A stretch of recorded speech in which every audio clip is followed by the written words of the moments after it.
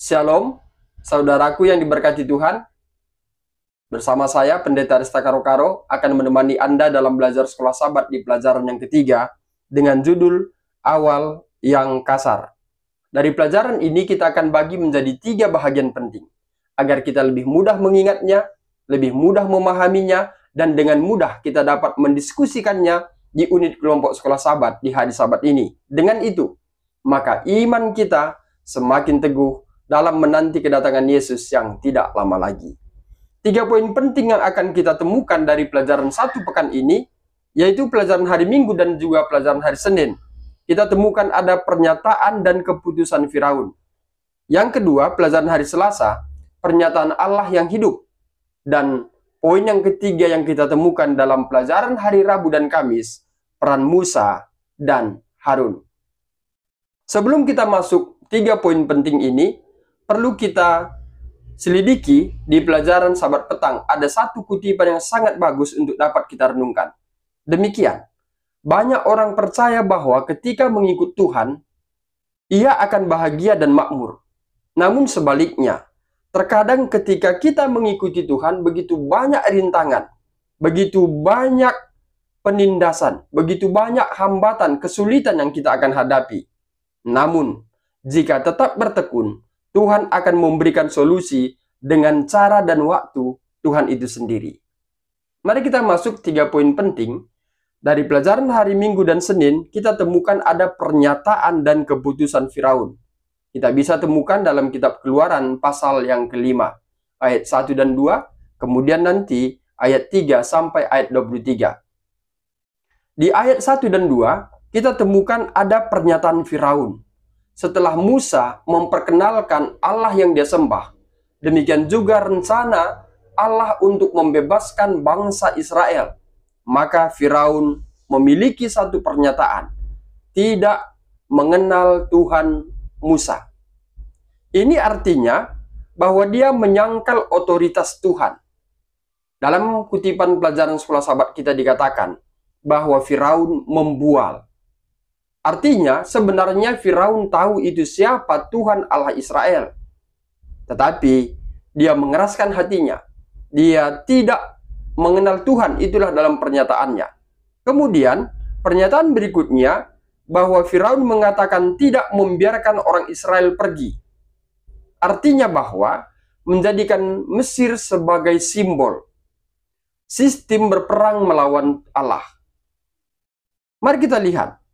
Pada saat Musa dan Harun menyatakan di hadapan Firaun tentang Tuhan dan pembebasan orang Israel, maka Firaun membuat pernyataan. Apa pernyataannya? Untuk mempersulit bangsa Israel dalam pekerjaannya. Diumumkan kepada mandor supaya orang-orang Israel membuat batu bata dengan cara yang berbeda. Artinya bangsa Israel harus mencari jerami sendiri, di mana biasanya Firaun menyiapkan jerami, tetapi dengan catatan bahwa batu bata yang dibuat tidak boleh berkurang dari sebelumnya. Apa yang terjadi? Mandor Israel datang kepada Firaun meminta keringanan dalam membuat batu bata supaya disediakan jerami. Mandor Israel memohon keringanan. Mandor Israel menuduh Musa dan Harun penyebab masalah ini. Dan mandor Israel mengatakan bahwa Musa membuat bangsa Israel jadi sulit dan menaruh pisau untuk membunuh bangsa Israel. Selain berurusan dengan Mesir, maka Musa juga harus berurusan dengan bangsanya sendiri. Luntur kepercayaannya kepada Musa tentang pembebasan Allah kepada bangsa Israel. Mari kita lihat di pelajaran hari Selasa. Di pelajaran hari Selasa, kita temukan ada pernyataan Allah yang hidup. Tuhan memperkenalkan kembali siapa dia. Kita sudah temukan di dalam kitab Keluaran pasal 3. Pada saat Musa menyimpang untuk melihat semak belukar yang terbakar itu, kemudian Allah memperkenalkan dirinya, bahwa saya adalah Allah yang disembah Abraham, Ishak, dan Yakub. Dan di pasal yang kelima, kembali diperkenalkan bahwa dia adalah Allah Abraham, Allah Ishak dan Allah Yakub. Tuhan menampakkan diri kepada bapa leluhur mereka. Dan Tuhan berjanji dan mengingat kembali perjanjian yang Tuhan telah berikan kepada leluhur mereka, yaitu Abraham. Tentang apa? Tentang tanah perjanjian kepada bangsa Israel. Maka Tuhan mendengar rintihan orang Israel. Itu sebabnya Tuhan membuat pernyataan untuk membebaskan bangsa Israel dari perbudakan. Pernyataan Allah kepada Musa bahwa Dia adalah Allah yang hidup. Untuk itu, Allah mengingatkan atau menguatkan Musa supaya tidak tawar hati, walaupun memiliki kendala atau permasalahan dalam meyakinkan Firaun dan juga bangsa Israel itu sendiri. Maka Allah memberikan pernyataan bahwa Dia akan mengeluarkan orang Israel dari kub Mesir. Dan Allah juga memberikan pernyataan untuk membebaskan dari perbudakan. Allah akan menembus bangsa Israel dengan tangan yang terulur. Dan bangsa Israel menjadi umat Allah. Dan Allah menjadi Allah Israel.